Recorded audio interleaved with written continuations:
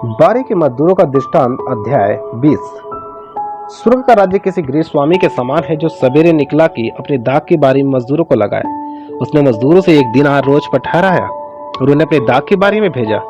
फिर एक पहर दिन चढ़ी उसने निकलकर अन्य लोगों को बाजार में बेकार खड़े देखा और उनसे कहा, तुम भी दाख की बारी में जाओ और जो कुछ ठीक है तुम्हें दूंगा। अतः वे भी गए। फिर उसने दूसरे को तीसरे पहर के निकट निकलकर वैसा ही किया। 1 घंटा देर रहे उसे फिर निकलकर दूसरों को खड़े पाया और उनसे कहा, तुम क्यों यहाँ दिन भर बेकार खड़े रहे? उन्होंने उससे कहा, इसलिए कि किसी ने हमें मजदूरी पर नहीं लगाया। उसने उनसे कहा, तुम भी दाख की बारी में जाओ। सांझ को दाख की बारी के स्वामी ने अपने भंडारी से कहा, मजदूरों को बुलाकर पिछले से लेकर पहले तक उन्हें मजदूरी दे दे।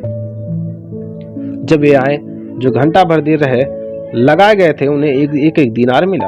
जो पहले आए उन्होंने यह समझा कि हमें अधिक मिलेगा, परंतु उन्हें भी एक एक दिनार ही मिला। जब मिला तो वे गृह स्वामी पर कुकुड़ा के कहने लगे, इन पिछलों ने 1 ही घंटा काम किया और तूने हमारे बराबर कर दिया, जिन्होंने दिन भर का भार उठाया और धूप सही। उसने उनसे एक को उत्तर दिया, हे मित्र, मैं तुझसे कुछ अन्याय नहीं करता। क्या तूने मुझसे 1 दिनार न ठहराया था? जो तेरा है उठा ले और चला जा। मेरी इच्छा यह है कि जितना तुझे दूं उतना ही इस पिछले को भी दूं।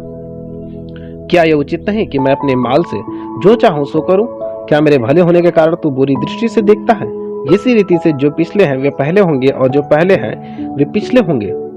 अपनी मृत्यु के विषय यीशु की तीसरी भविष्यवाणी। यीशु यरूशलेम को जाते हुए 12 चेलों को एकांत में ले गया और मार्ग में उनसे कहने लगा, देखो हम यरूशलेम को जाते हैं और मनुष्य का पुत्र प्रधान याजक और शास्त्रियों के हाथ पकड़वाया जाएगा और वे उसको घात के योग्य ठहराएंगे और उसको अन्य जातियों के हाथ सौंपेंगे कि उसे ठट्ठों में उड़ाएं और कोड़े मारे और क्रूस पर चढ़ाएं और तीसरे दिन जिलाया जाएगा। एक माँ की विनती। तब जब्दी के पुत्रों की माता ने अपने पुत्रों के साथ यीशु के पास आकर प्रणाम किया और उससे कुछ मांगने लगी। उसने उससे कहा, तू क्या चाहती है? वो उससे बोली, यह वचन दे कि मेरे ये 2 पुत्र तेरे राज्य में, एक तेरे दाहिने और एक तेरे बाएं बैठे। यीशु ने उत्तर दिया, तुम नहीं जानते कि क्या मांगते हो।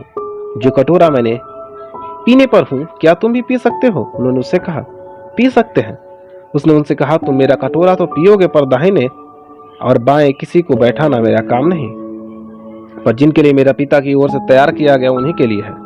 यह सुनकर 10 चेले उन दोनों भाइयों पर क्रुद्ध हुए।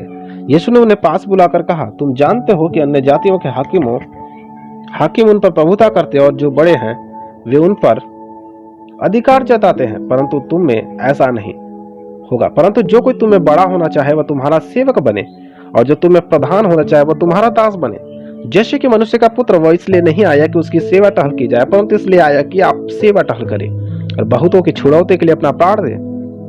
2 अंधों को दृष्टिदान। जब वे यरीहो से निकल रहे थे तो एक बड़ी भीड़ उसके पीछे हो ली और 2 अंधे जो सड़क के किनारे बैठे थे यह सुनकर कि यीशु जा रहा है पुकार कर कहने लगे, हे प्रभु, दाऊद की संतान, हम पर दया कर।